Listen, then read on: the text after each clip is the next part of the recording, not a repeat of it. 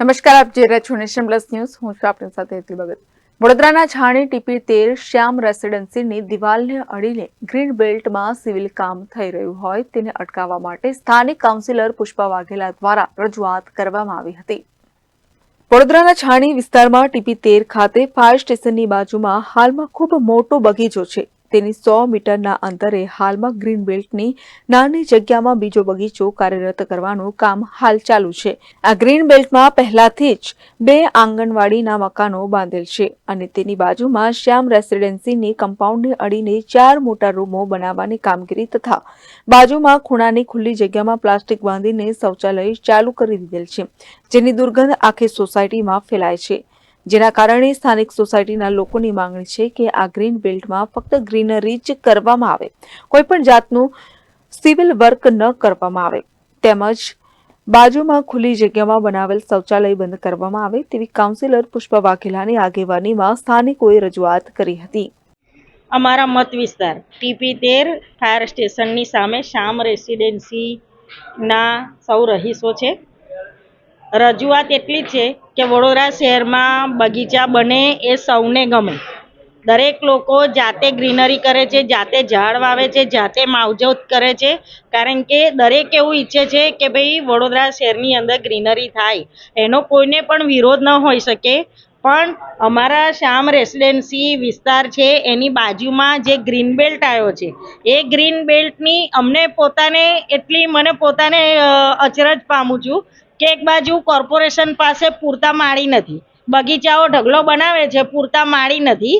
એની માવજત કરવા માટે કોઈ 4-5 હજારના પગારદારી કર્મચારી રાખવામાં આવે છે અને અમારા ફાયર સ્ટેશનની બાજુમાં એક બગીચો છે. 100 મીટરની અંદર આ બીજો બગીચો મૂકે છે, એનો આનંદ છે, પણ બગીચો બન્યો નથી, બગીચાની કોઈ જાતની કામગીરી ચાલુ કરી નથી. એ પહેલાં આ જે સોસાયટી છે સ્થાનિક અમારી શ્યામ રેસિડેન્સી, એની કમ્પાઉન્ડ વોલને અડીને 2 ફૂટનું પણ આ લોકોએ જગ્યા છોડ્યા વગર ડાયરેક્ટ જ એમણે 4 રૂમો બનાવવાનું બાંધકામ ચાલુ કરી દીધું. આ 4 રૂમો બને એટલે આખી સોસાયટીમાં અંધારું થઈ જાય. અને એની બાજુની વાત આપણે કરીએ તો એક બાજુ આપણે સ્વચ્છ ભારતની વાત કરીએ છીએ, બીજી બાજુ વાદળી કલરના કંતાન બાંધીને ત્યાં આગળ ટોયલેટનો ઉપયોગ ચાલુ કરી દીધો. ખુલ્લામાં વાદળી કલરના કંતાન ચારે બાજુ બાંધીને એમણે ટોયલેટનો ઉપયોગ ચાલુ કરી દીધો. અમારા વસાવા સાહેબનું ઘર છે, ત્યાં એ લોકો બારી નથી ખોલી શકતા, એટલી દુર્ગંધ મારે છે ત્યાં કે એ લોકો બારી ખોલી નથી શકતા. પોતાના ઘરમાં એ લોકો શ્વાસ ના સારો લઈ શકતા હોય તો પછી કમિશનર સાહેબને રજૂઆત કરવા આવવું જ પડે, કારણ કે આ જે કામ ચાલ્યું એમાં 4માંથી કોઈ કોર્પોરેટર જાણતા નથી, 4માંથી કોઈ કોર્પોરેટરનું સૂચન પણ નહોતું.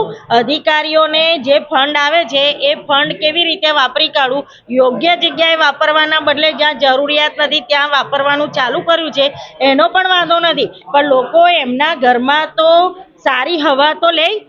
એના લીધે અમે આજે કમિશનર શ્રીને રજૂઆત કરી છે. જે બાંધકામ ચાલુ કર્યું છે એની દિશા બદલવામાં આવે અને જે ખુલ્લામાં પેલા લોકો ટોયલેટ કરીને ત્યાં ગંદકીનું સામ્રાજ્ય ઊભું કર્યું છે એને હટાવવાની માંગણી સાથેનું અમે સૌ આ 15-20 અમારા સોસાયટીના આગેવાનોને સાથે મારી સાથે લોકો રજૂઆત કરવા આવ્યા હતા. અને કમિશનર સાહેબે કીધું છે કે જે બાંધકામ છે એને અમે હટાવી દઈશું અને જે જાહેરમાં ગંદકી કરે છે, જે શૌચાલય ચાલુ કર્યું છે ખુલ્લામાં, એનો ઉપયોગ કરવાનું બંધ કરાવી દઈશું.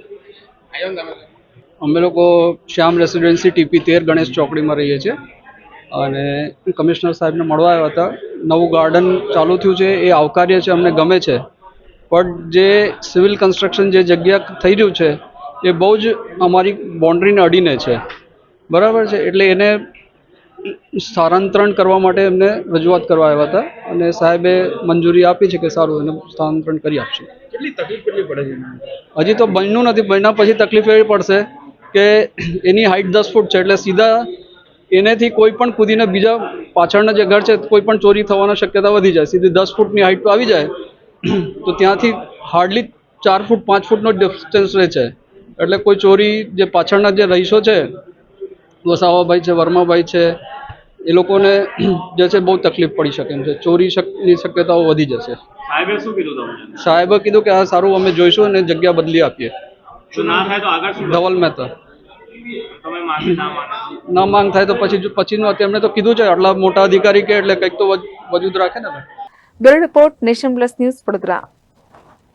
સમાચારોનો સતત અપડેટ મેળવવા માટે અમારી નેશન પ્લસ ન્યૂઝની યુટ્યુબ ચેનલને સબસ્ક્રાઇબ કરો, બેલ આઇકન દબાવો અને ફોલો કરો ફેસબુક, ઇન્સ્ટાગ્રામ અને ટ્વિટર પર.